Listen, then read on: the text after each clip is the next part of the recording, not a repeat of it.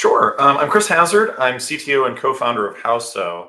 And Darn invited me to this. I have a background in basically I've been doing AI since before it was cool again for about 20 years. Worked across many different industries, including uh, cell phone infrastructure, warehouse robotics, government, all sorts of things, mostly doing math and AI in it. And today I'll be being in a condensed version of a talk that I've given a couple times before, asking, are privacy and intellectual property still relevant anymore in the age of AI?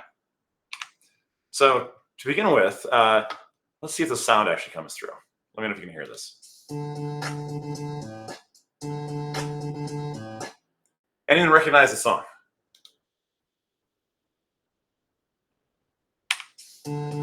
Whoops. So that was deliberately an 8-bit version of Under Pressure, originally by Queen. But I chose the 8-bit version because I didn't want to tip off which way it was. Because there was a notable lawsuit between, if you remember the song Ice Ice Baby, they sampled this and it ended up in court. There were a number of times in history where George Harrison versus the Chieftains, or Ray Parker versus Huey Lewis and the News, where actually this was on Vanilla Ice versus David Bowie, where here's a song that we sampled. Did you sample too much? Did you reuse the melody? What defines a unique song? How many notes does it take to define a unique song? And what is the minimum viable representation of a melody?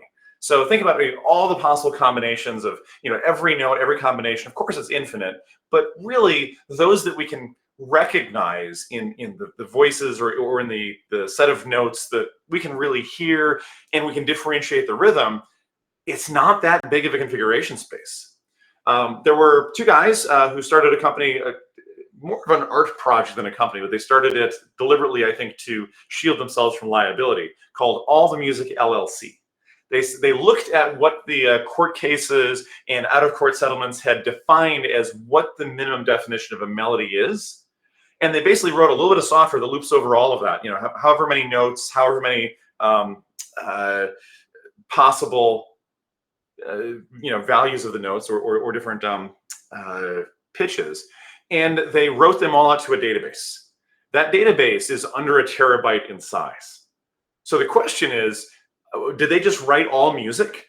Does that mean that music is no longer copyrightable? Does that mean that it's all been done before? Because you can find a melody in that database. They publish it to the web, etc. They put all the source code on GitHub. Why not text? There is a website called libraryofbabel.info where somebody basically made a programmatic way to index pretty much every set of random text. If you think about like the million monkeys or whatever typing, how long does it take them to reproduce Shakespeare's Hamlet?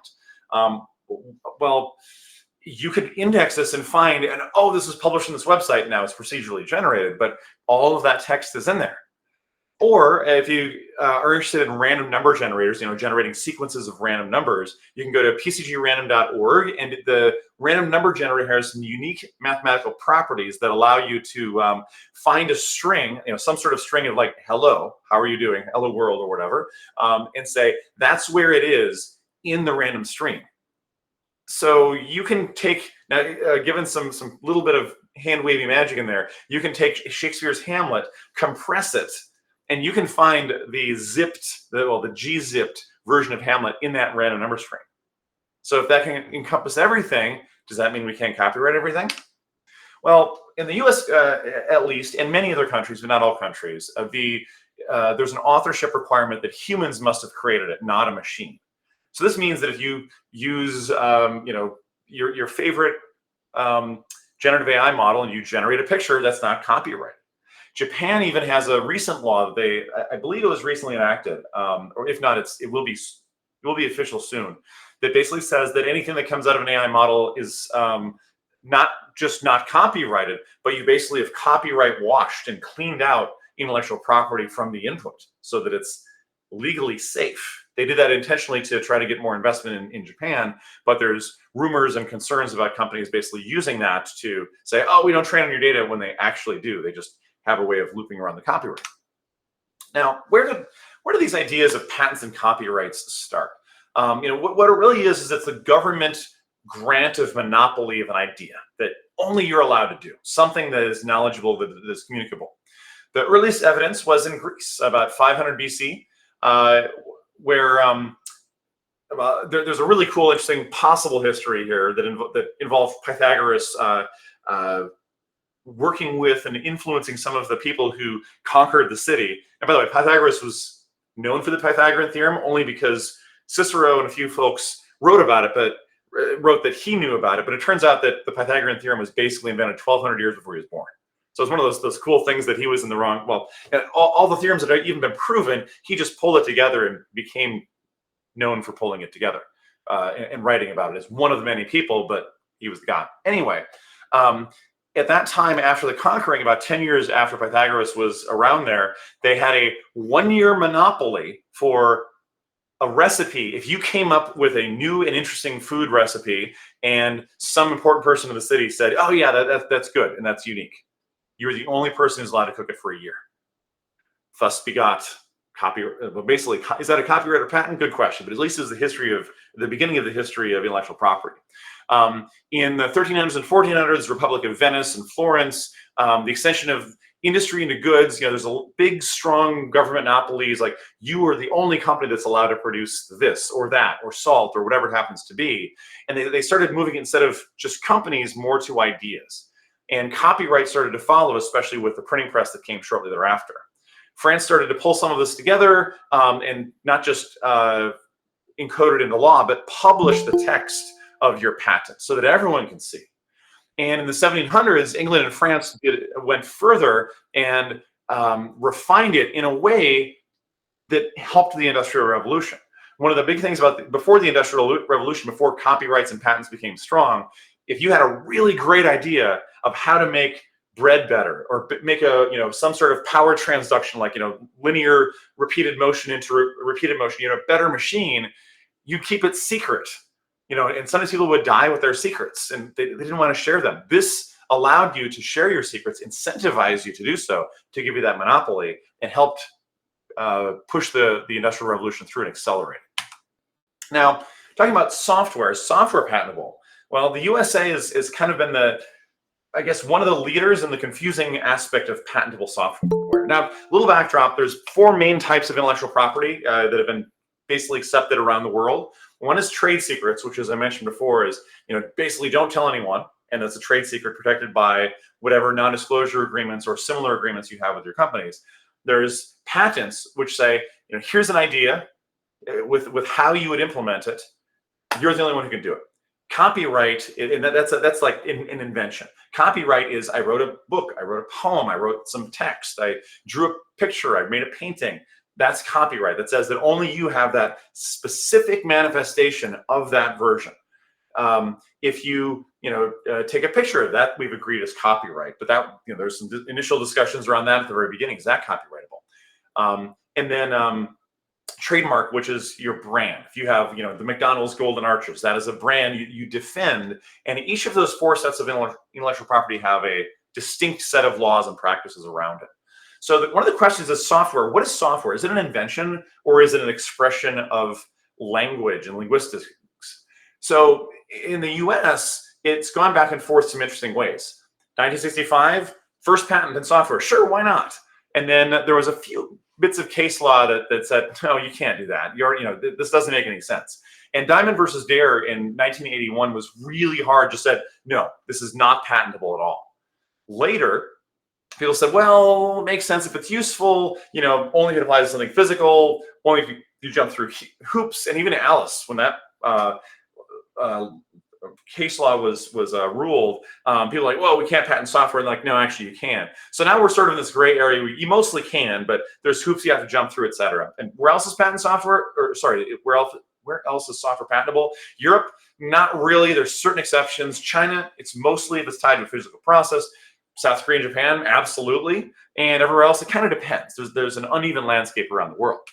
Now, Apple Computer had an interesting interplay with copyright and patents in software. Initially, well, software is not copyrightable, right? It's not an expression of an idea. It's an invention. That's how people thought about it. But then when Deal versus Dare was ruled upon, like you can't have any software protection. There's no intellectual property except for trade secret.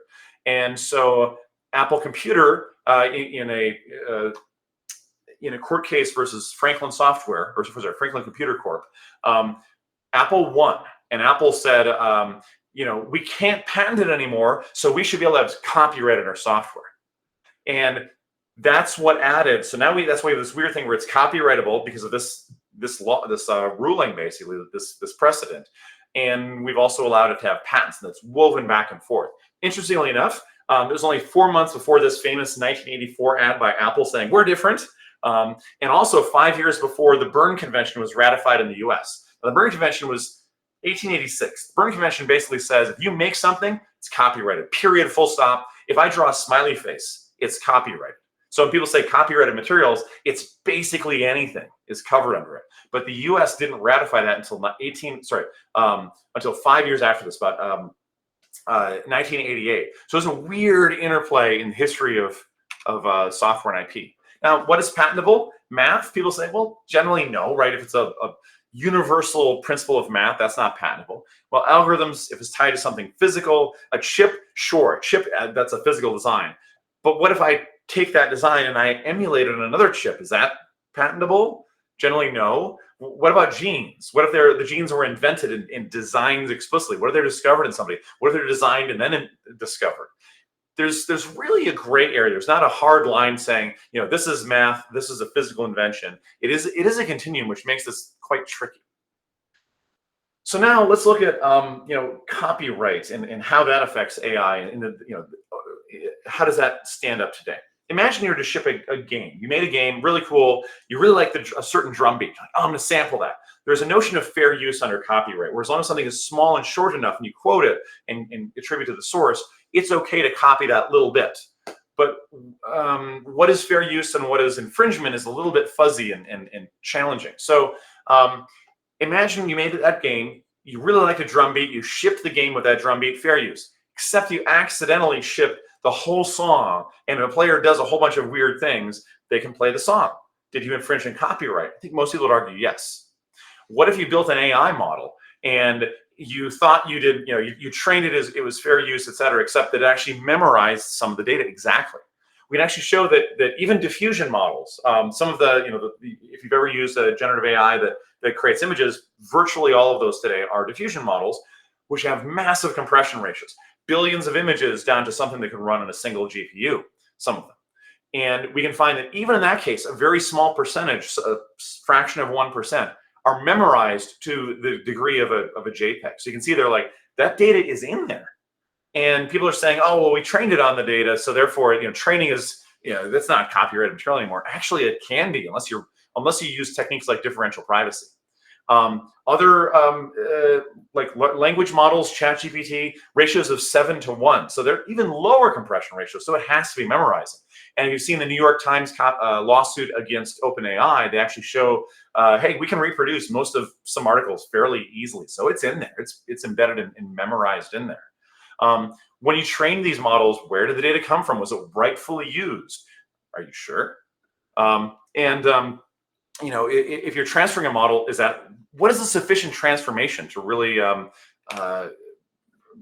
say something's copyrightable or not? What if you're hosting it like Google, where they keep copies of things to serve it to you? That's mostly been ruled, but what happens when that moves between company bounds, between organizational bounds? There's a lot of blurry lines everywhere. And what happens when you output something and it's libel? So, you might have seen some cases where somebody said, hey, this large language model is saying I did all these things. That is harming me because I actually didn't. Somebody who is put on trial for something, they were found innocent, but the model wasn't updated. That's actually harming them. So there's been lawsuits against that. What do? Do you take the model down? Do you update it? And some of the people have been arguing that, hard to say what's going on inside the companies, but companies like OpenAI, the reason why the performance is going down and not doing as well and being weird sometimes is because they have to respond to all these sorts of things, and it's a black box. It's really hard to understand what's going in there. So you don't really know. Pause that for a second and jump to something else. One of my favorite theorems in all of mathematics is from economics, Meyerson-Satterthwaite theorem. One of those things that I can't believe I didn't learn about until graduate school. Myerson-Satterthwaite theorem basically says, imagine you have two agents that want to trade, right? I've got a cow, somebody else has a horse, and you've got some milk, we want to trade. How do I do that? If you can have money, you might not have money, you can have bartering. It basically models all of that.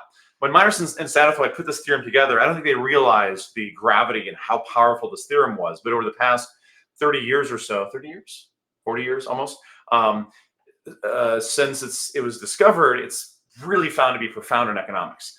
The idea here is think good, fast, cheap. If you're building something, it's sometimes you have to make a trade-off. You can't have all three at the same time. This is an impossibility theorem, just like that principle. So if you have two agents that can trade, you can't simultaneously have budget balance, individual rationality, incentive compatibility, and efficiency. What do those mean? Budget balance means you're not funneling money into the system from outside, or like an energy gradient. Think about life on Earth, where we've got these energy gradients. The sun's pushing this energy across us. There's the entropy gradients. You need that, or incentive compatibility, which means I'm going to be honest. I'm not going to lie to you and say this is the best thing ever. This car works, and then it breaks down and 2 miles down the road. Efficiency, which means that those who are allowed to trade, those who want to trade, are allowed to do so. There's not a government or organization saying you can't. And individual rationality is the opposite, saying that I can't just take something away from you. You have freedom to choose. So you're only going to enter engagements that are that benefit you. What's really fascinating is you can't actually have all four of those at the same time. It's impossible for any system, which is kind of mind-blowing. You look at the way that many economies around the world are designed or built or emerge. You make trade-offs, and there's different trade-offs between these four different principles, but it is a fundamental property. And it turns out that you actually run into this constraint very often in empirical results. But what's interesting is that notice that this assumes that your incentives are not necessarily aligned. If your incentives are aligned perfectly, you can actually have all four at the same time. That's what corporations strive to achieve. But you can even argue that that's what the organisms in our body do. We're multicellular organisms. We're all sort of going for one thing. We're not fighting each other. And when you do, that's basically cancer. When something wants to, be the freedom fighters of your own body, that's not good for the organism. But if you had that alignment of incentives, you can actually achieve these sorts of efficiencies. So what does this mean for intellectual property? Well, intellectual property means very low copy cost, right? I can just make a copy. It maybe takes a second or a fraction of a second if it's a big amount of data. How do you enforce it? How do you pay for, how do people get compensated for putting a lot of effort to discovering something? If I discover something really magical, this piece of math that does all these amazing things, but you can reproduce it and write it in code in a few hours, but I spent 20 years developing that.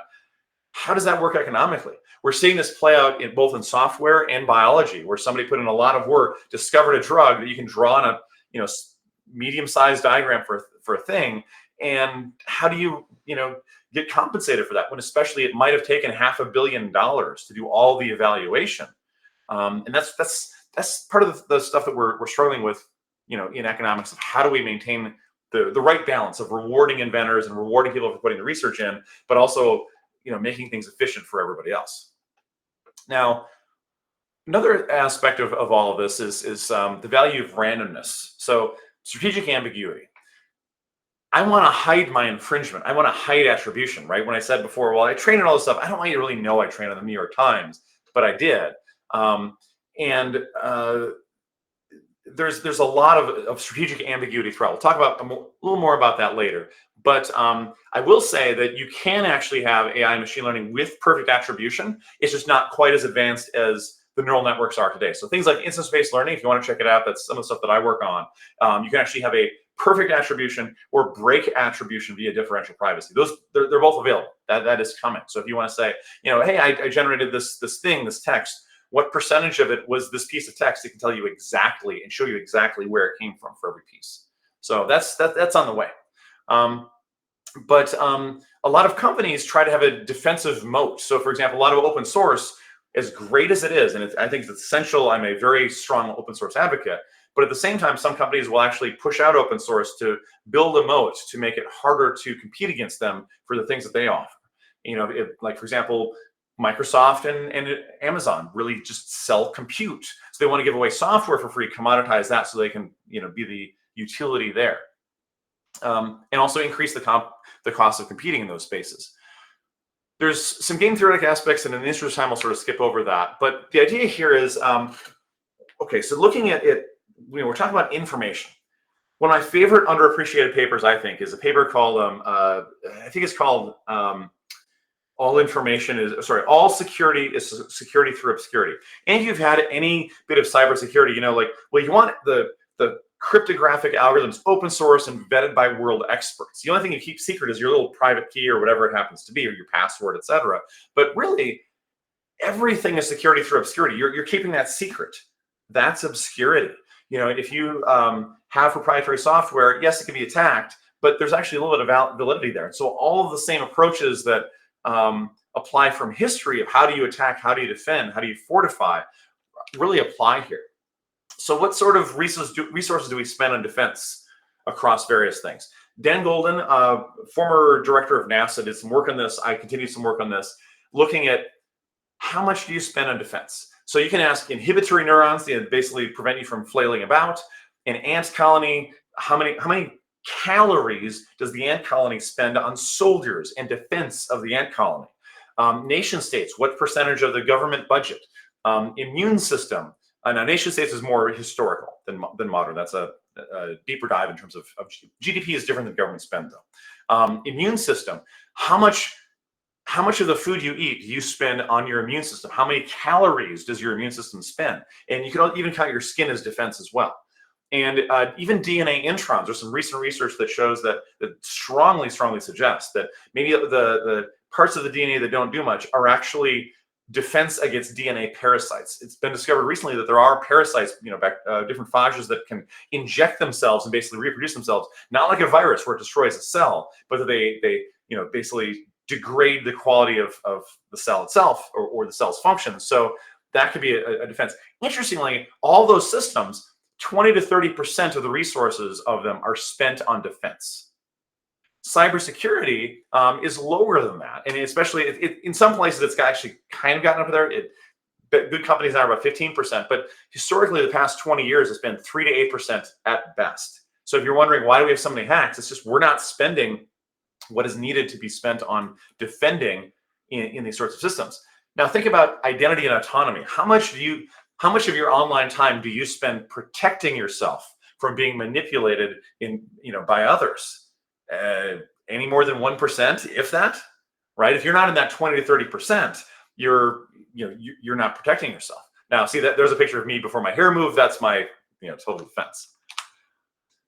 Lanchester's law. There's a guy named Lanchester who's looking at warfare and how do you model it. Imagine you have two sides that are approximately equal in capability, in motivation, arms, etc., and you have them fight. What happens? How do you model this? Turns out there's a nice set of dynamics equations that you can model out in salvo warfare. But what's interesting is this. Suppose you have shields and spears, people attacking each other. If you've got an army that's twice as big, they're twice as strong. So first people, they can only fight one person at a time, 50-50 chance of winning. Well, they're twice as strong. The winner will end up with about half of their forces at the end. But let's say instead of it being close range shield and spears, let's say it's guns, it's missiles, it's ICBMs, so everybody can attack everybody else. Well, instead of all four, like these two attacking, two gang up on this one, two gang up on this one. And so what happens is it's quadratic. You're 4 times as powerful if you're twice as big. You're 9 times as powerful if you're 3 times as big. By the way, a lot of militaries in the world use rules of engagement of like 3 to 1 to reduce the efficacy of the adversary. So basically you want to concentrate your strength where they're weak, and they're trying to do the same thing to you. But these laws have actually been found to be pretty powerful and pretty useful in modeling real-world combat. And most modern combat is between linear and quadratic, depending on the obstruction and obscurity and concealment. But we can apply this also to cybersecurity. And there's a cool paper looking at the game of stealthy takeover. So what's interesting is that instead of, okay, you've attacked them, you've defeated your enemy, what if you flip them? So not only, if you attack a resource, yes, you can do denial of service, but if you flip it, now you control it, it's part of a botnet. Now you've just made yourself stronger. You've amassed that. You're the Borg or whatever you want to call it. So now it starts becoming even more extreme. It's not quadratic. All you need to do is get enough of them, and it just flies up. And so if we think about that in terms of people as well, the war of ideas. and across society, flipping people is even stronger and more powerful than any form of conventional warfare, information warfare. We can attack various sorts of systems in AI today the same ways that we can cybersecurity. Generative AI, which is driving a lot of AI today. Basically, you have some sort of game between a discriminator and a generator, basically trying to make data that fools the discriminator, et cetera, iterate a bunch of times. What happens with neural networks being very fragile as they are, many times you can add a little bit of noise and switch and attack the system. So here's this example. Here's a picture with Panda. I forget if this is ResNet or some system. 57% confidence, and we add that little bit of noise, and now it's certainly a given. We can do this for urban camouflage as well. It's been done many times before. Basically those little glasses that guy has on there fools a machine vision system into thinking he's that model, or systems to fool infrared scanners, or it's like, for example, the 2022 World Cup. There's controversy around the cameras picking up and infringing on people's identities. So people came up with ways to try to fool the AI systems via paint. So this gets us a bit into privacy as well. So some of the history of privacy, all the way back to ancient Greece, the polis and oikos, what you do in public life is different than domestic life. That was kind of known and accepted well before Aristotle's time, but he just wrote about it. And we know it was very established by then. But personal privacy, so think about it, if you're with your family, privacy for yourself wasn't actually culturally a thing really much of anywhere in the world until Europe around the 1500s and 1600s. Now, the invention of the chimney was actually pretty powerful. Before the invention of the chimney, when you had a very cold winter, everyone in the town would huddle in the largest building around the largest fire they could, and you really had no privacy whatsoever because you didn't want to go out in the cold. But with the invention of the chimney, you wanted to keep everything away from that fire.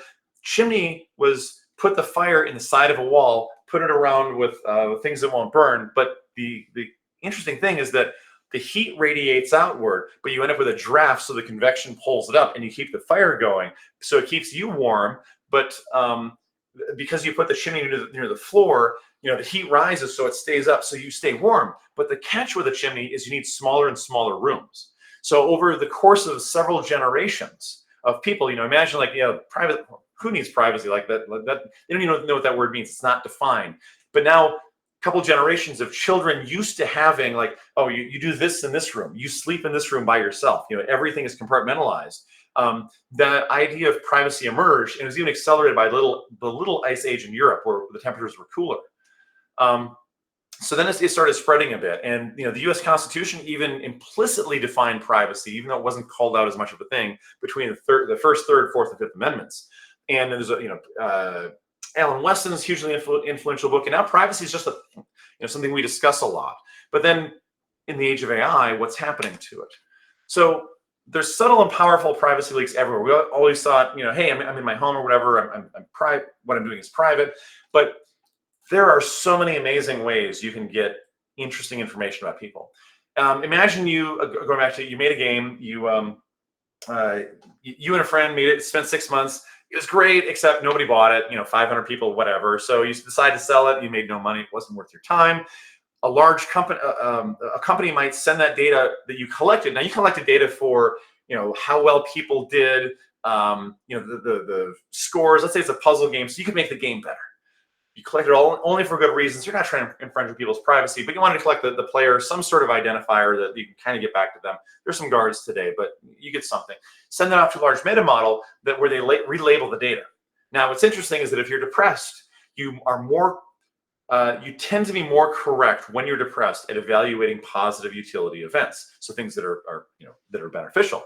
So that's measurable. Now, can you say for sure somebody's depressed or not based on their bad behavior? No, but you can get a pretty good insight on it.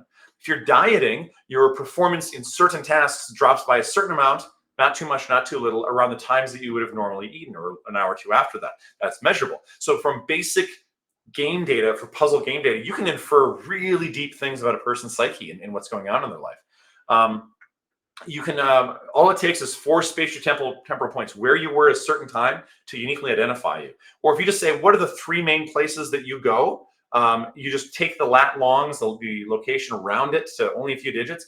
You only need like 15 digits of that to uniquely identify something like 97% of the people on the planet. That's a different citation from here. But you think about, you've got your home, which is, sure, you've got siblings there, but you've got school. Maybe you don't go to the same school. Maybe you have a sibling that goes to the same school, but you have a different after school activity than them, or you have another, like your favorite thing to go to is separate, or your friend's house. All it takes is those top three and you're unique. This is a way you can even uniquely identify virtually all identical twins. So why does this matter?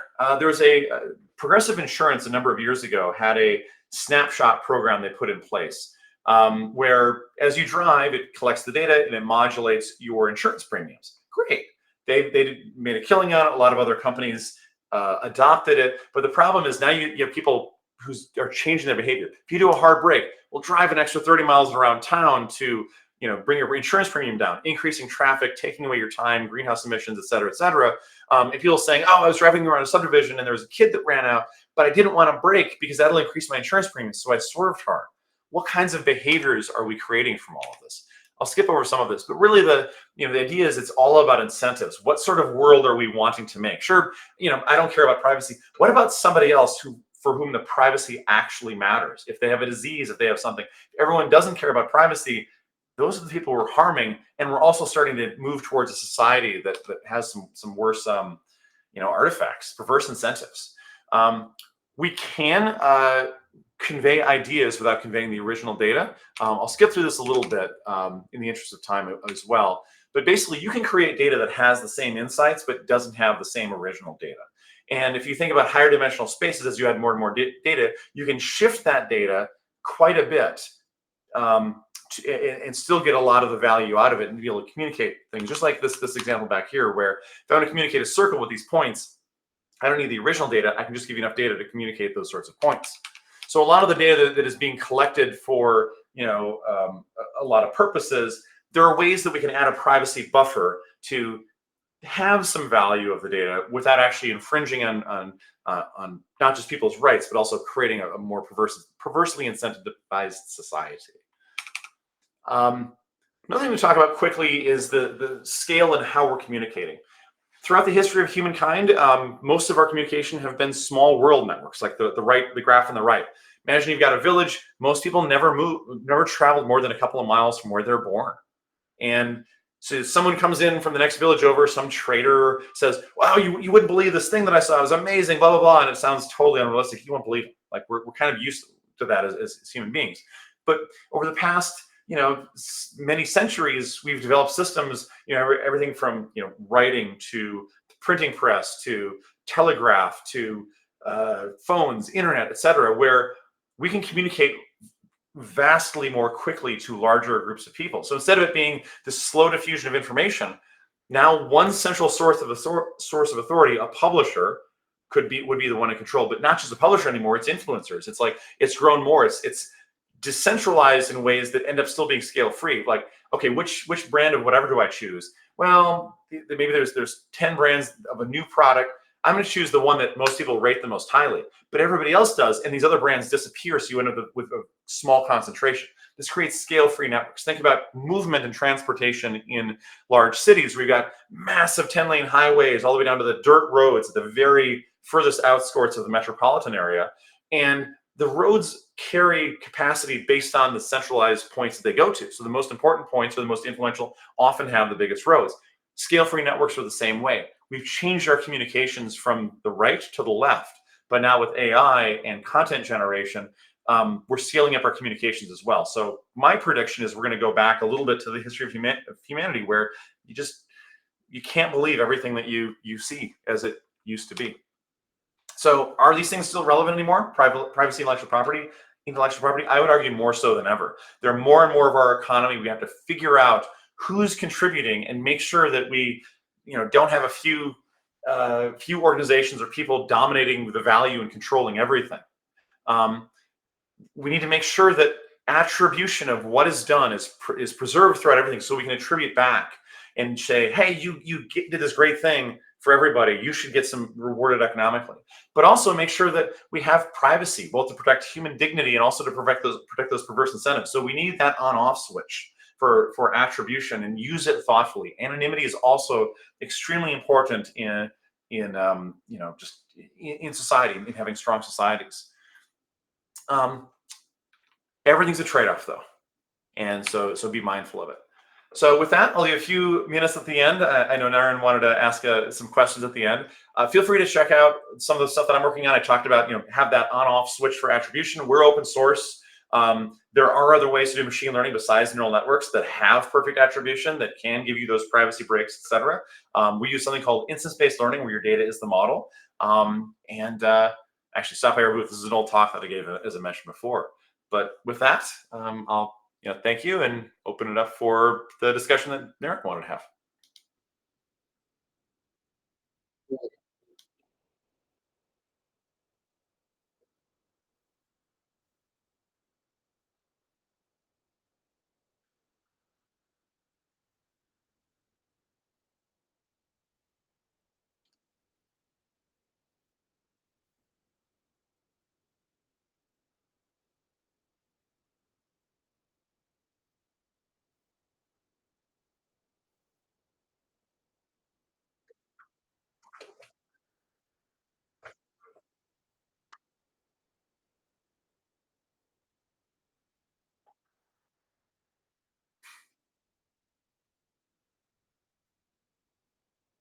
Yeah. So interestingly, one of the things that large foundational models, the large language models, et cetera, are best at is commoditizing the least valuable data.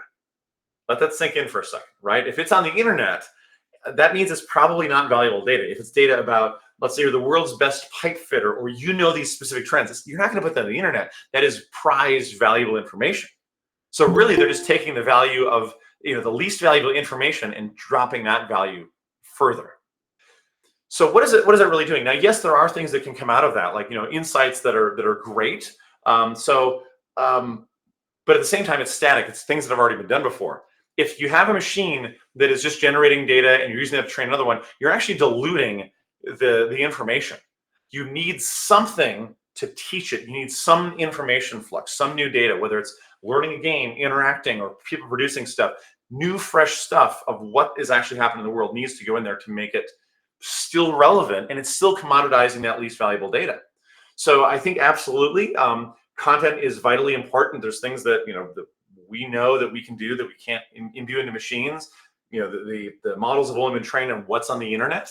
And additionally, they're not the larger models we've been building, the less transparent they are.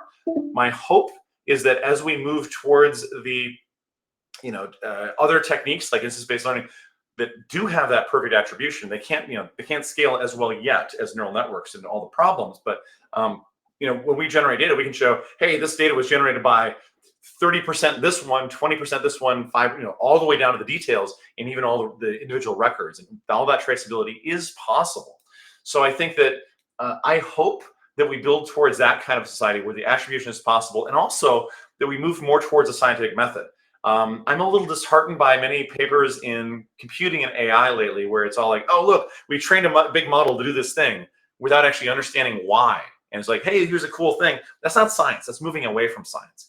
Instead of building models that are totally opaque, we should be using them to understand the mechanisms, the causal mechanisms, what is actually going on in systems. And if we have transparent machine learning systems and use those, we can make ourselves better, as opposed to building intellectual debt and building these systems that basically nobody knows how to work, nobody knows how to fix. Think about the space program in the United States, where we hadn't built anything, everybody retired, we had to rebuild it from scratch and rediscover all that. We lost information. We could end up with a dark ages of knowledge unless we make sure that we keep these attributions through.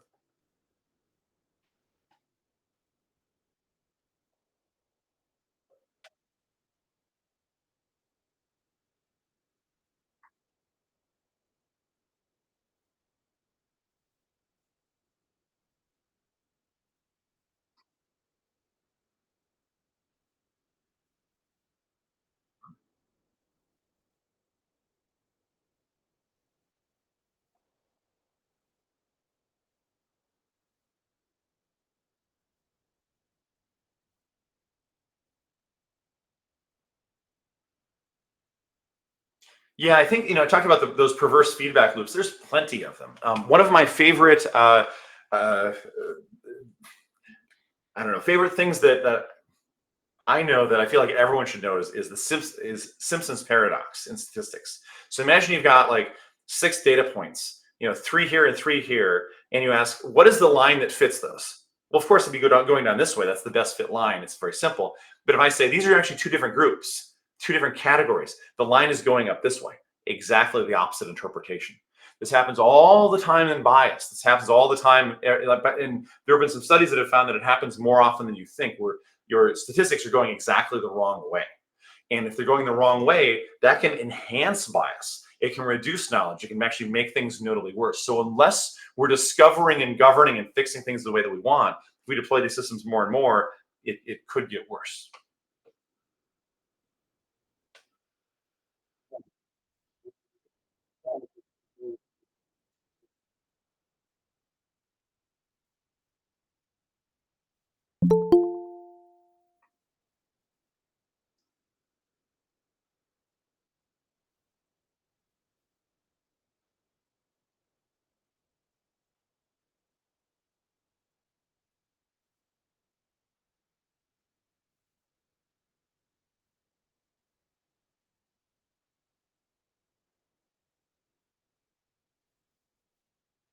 I think there will need to be government regulations in that to some degree, just like we have the FDA to protect us for, to make sure that people aren't tainting our food. Or, for example, there's a classic history in olive oil where people would, olive oil is more expensive. There's cheaper oils. Basically, take some of that other oil, pour a little bit of olive oil in, add some seasoning, sell it as olive oil, and quickly go out of business before anyone can sue you after you sold everything, and then start up a new company shortly after doing the same thing. But like those sorts of things have happened before. So you do need, government oversight to make sure that there's truth in labeling and you can understand what is actually going on. That's part of it.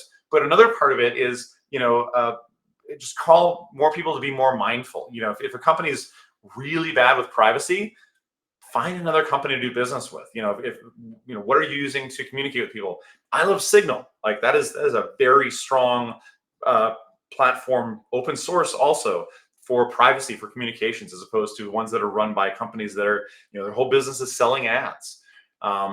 So I think it's a combination of, be more mindful, talk about it, vote with your wallet, and write your representatives.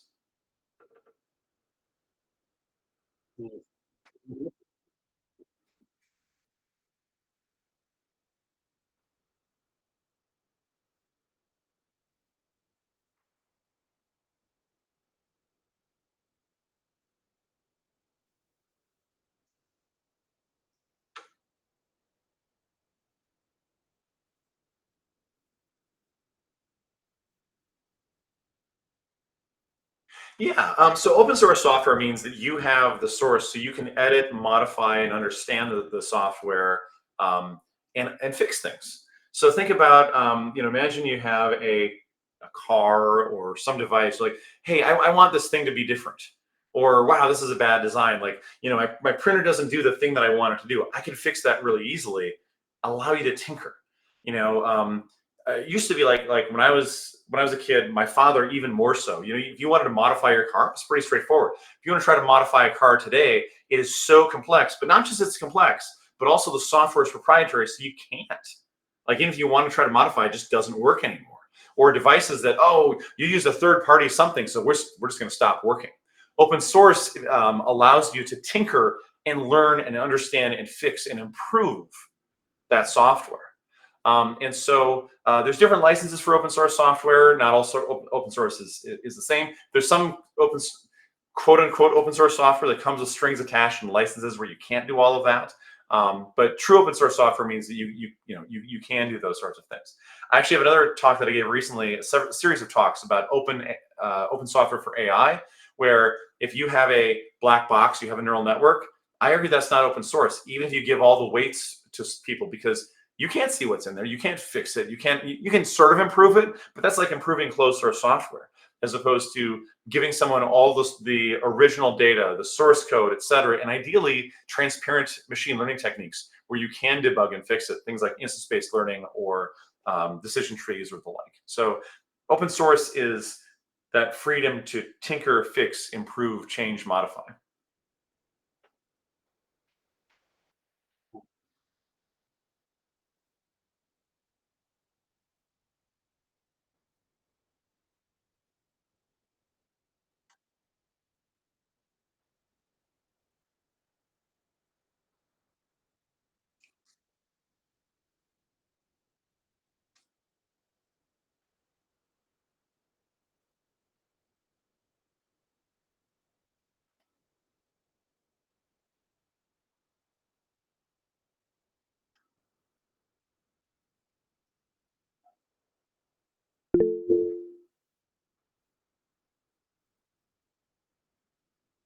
Sure, go ahead and ask. So, if there was like a software that someone made public that was theirs, and then another company used it to and like made it better, and and that like got publicized and everything. So, would the original creator still get partial credit for that, or is it not considered copyright anymore? So most of the open source licenses do depend on, and they build in the copyright law. So there's permissive and copyleft are the two main types of open source licenses. Permissive means the company could take it, build on it, and they can't take it from you, but whatever they improved is still theirs, and they don't have to share it with anybody else. Copyleft states that if the company improves it, the company has to give you back and everybody back, the community back, any improvements that they've made. Oh, And okay. so those are the two main mechanisms for open source. I pretty much everybody that I know, every lawyer will recommend don't put it in the public domains. Don't say, oh, it doesn't have copyright, because that actually leaves in a legally murky area. Find a good license that you like, that achieves what you hope to achieve with it. There are additional licenses that are not considered open source by like the EFF or the or OSI, where you basically say, hey, if you improve it, you've got to transfer the rights back to me as part of it. Mhm. There are techniques you can do for that, but those are a little heavier handed as licenses. But the GPL, GNU public license, sorry, GPL, AGPL, BSD, Creative Commons, all of them have many different licenses, not just for code, but for writing, and I believe there's some that are coming out saying, you're not allowed to train AI models using this as well. Oh, okay. Thank you.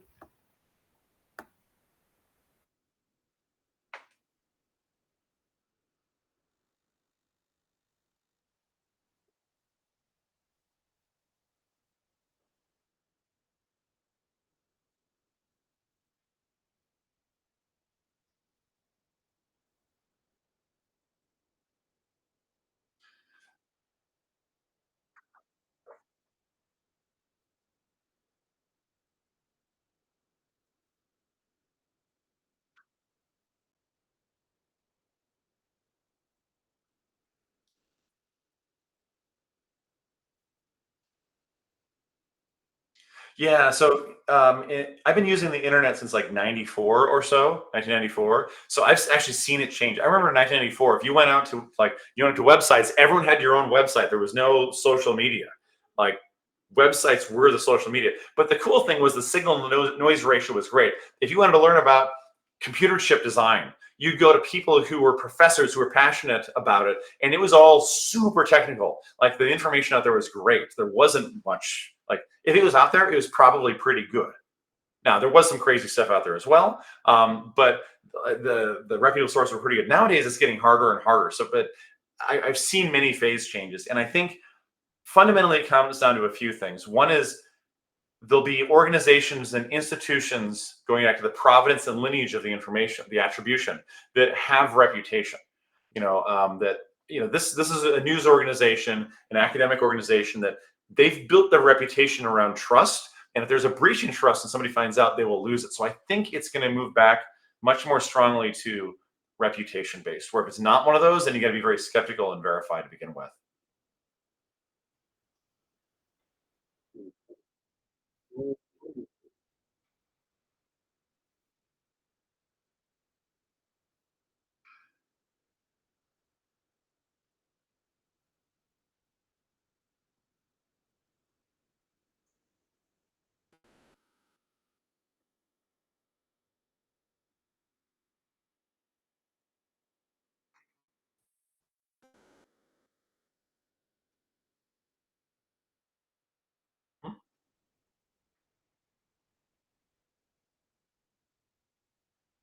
Yeah, my recommendation would be to learn the fundamentals. Like, don't there's absolutely certainly a whole lot of value chasing after some of the latest trends in AI, machine learning, if you want to go to that. But really learning the fundamentals of probability, statistics, the foundations of law and the history of it, where things come from, and immersing yourself enough in technology to understand it.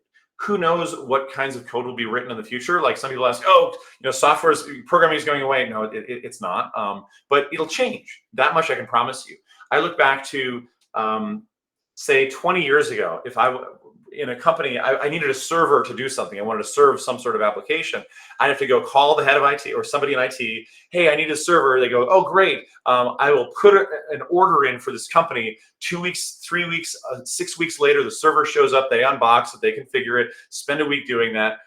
12 weeks later, you finally have your system in place in this large company. Versus today, if I want that, I just spin up a cloud instance, and it takes me maybe 60 seconds. Maybe 5 minutes, right? But like the dynamics have changed, so you don't need as big of a team to do the same sorts of things. A lot of AI is good at the mundane. It's good at search, at finding things. So code that is very boilerplate, that LLMs are good at, is code that maybe isn't as efficient as it should be, or it has a lot of layers, or if you just want to glue things together. But the people who orchestrate that, I think there is quite a lot of life left in software in those more complicated things. But I think that it likely will be. It's hard to say. There's fewer people needed for the same tasks, but how are the tasks going to change? There's been so many times people said, "Oh, this career is going to end," but it just changes, and there's actually more demand because things are needed more. You think, well, oh, we made more efficient cars, so therefore we're going to use less oil. Well, it's not actually necessarily true. All of a sudden, the price of transportation dropped, so people are using it more frequently. And so those sorts of dynamics change and are extremely hard to predict. So I think, again, going back to the foundations of statistics, foundations of science, the thinking in the scientific method, the history of that, how we got to where we are here today, and give yourself that solid grounding while paying attention to what's going on with the latest trends.